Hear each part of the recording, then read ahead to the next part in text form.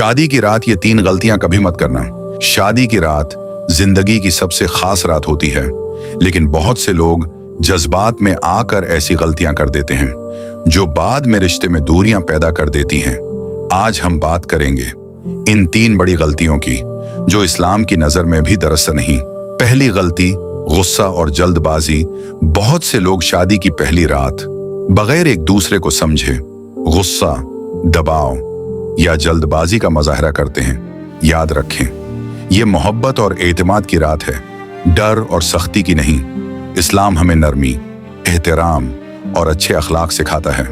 नबी करीम सल्लल्लाहु अलैहि वसल्लम ने फरमाया, तुम में बेहतरीन वो है जो अपने घर वालों के लिए बेहतरीन हो। दूसरी गलती, नमाज और दुआ को भूल जाना। आज कल लोग शादी की रात सिर्फ दुनियावी खुशियों में मसरूफ हो जाते हैं, लेकिन अल्लाह को याद करना भूल जाते हैं। हालांकि इस्लामी तालीमात के मुताबिक मियाँ बीवी को अपनी नई जिंदगी का आगाज दुआ और नफल नमाज से करना चाहिए, क्योंकि जिस रिश्ते में अल्लाह की रहमत शामिल हो वो रिश्ता ज्यादा मजबूत होता है।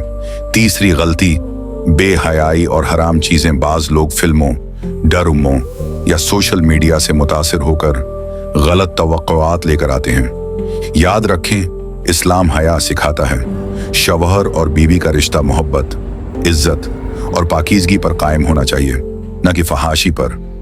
मेरे भाइयों और बहनों, शादी सिर्फ जिस्मानी ताल्लुक का नाम नहीं, ये 2 रूहों का पाक बंधन है।